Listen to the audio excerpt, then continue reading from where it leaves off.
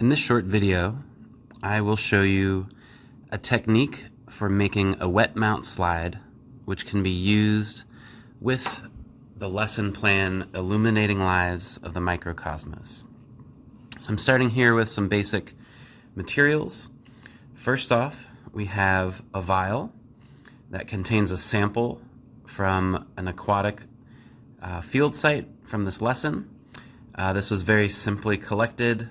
I unscrewed the top, dunked this into the water near the sediment surface on the bottom of a pond in this case, but I also do this in the river or a stream, and I gently scraped the surface of that sediment along with some water and capped that material off. And that is how I recommend collecting samples for this lesson plan.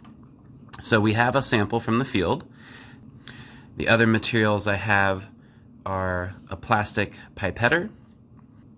This pipetter will help us transfer the material in here onto our slide. In addition to our glass slide, I have a cover slip.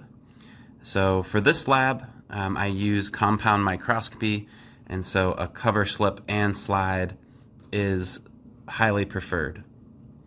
In this case, I have a plastic cover slip, which has just a little bit of bend to it, and is also a bit more sturdy and reusable, but you can use glass or plastic or whatever you have available.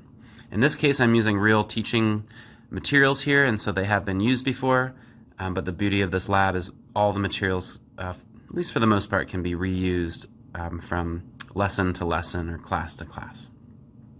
Before I actually demonstrate, I just want to describe the basic technique here. It's very easy to imagine that you want a sample underneath this cover slide, but there are a couple of quick techniques that I want to cover that will help you do this well the first time and every time. First is to not put too much water on the slide. In my experience, it helps to put 1 to 2 drops of liquid onto the slide. It's better to have a little less than a little more. More importantly, we don't want to add too much liquid here, which might spill out and damage our microscopy equipment. The other thing I want to show you before I mount a slide myself is the technique for when you put the cover slip onto the slide. It's very tempting to maybe just drop that on there. You can see that didn't work out particularly well for me there. Better is to slowly, I'm going to show this from the side, is to slowly lower the slide from one edge down to fully closed. And so to repeat that, we're essentially putting one edge down and then slowly covering the liquid material that we have collected.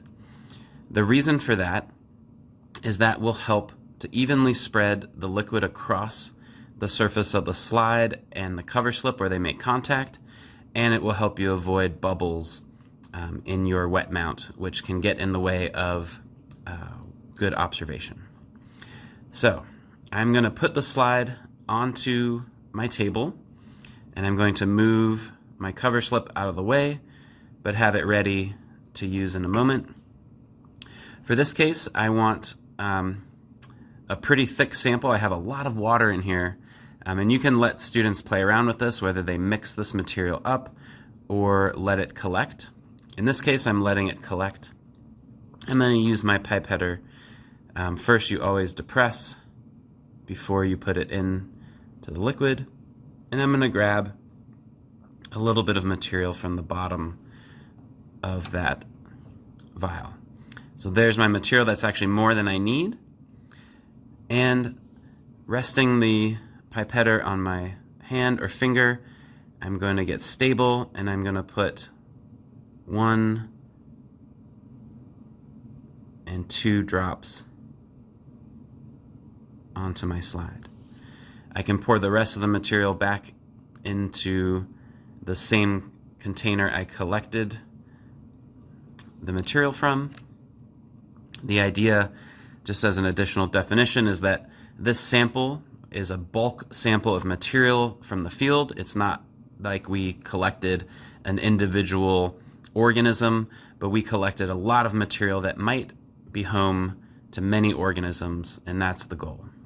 So a bulk sample is one that may contain many individual organisms collected from the field.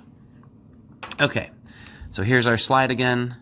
We've got our subsample on the slide, and I'm going to do what I said before. I'm going to put one edge of the cover slip down, and then I'm going to slowly lower that until I make contact with the liquid, until it slowly drops and makes contact.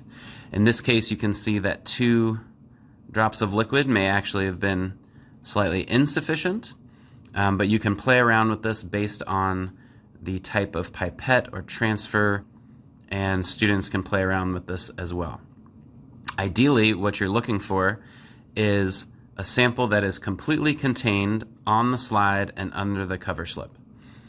Now, ideally, we may want to fill the material all the way to the edge, but that's not always the case. And so I encourage you to be standardized with your students, especially once you and they know some of the proper techniques and about how much liquid will be transferred in your pipette.